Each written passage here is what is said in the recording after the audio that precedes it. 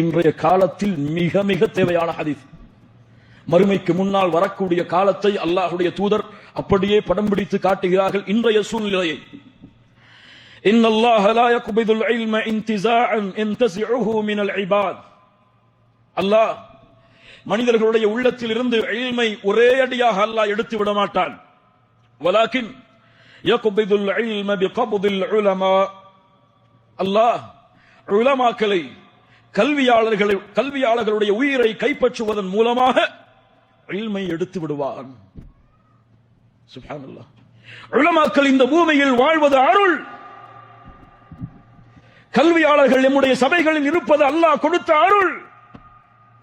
இல்மை சுமப்பவர்கள் இந்த பூமியில் இருந்து சென்று விட்டால் முசீபா முசீபா, நேர்வழி மரணித்துவிடும். அல்லாஹ் உலமாக்களுடைய மரணம் இந்த உலகம் மேலும் விழிப்படைய வேண்டிய நேரம் அது.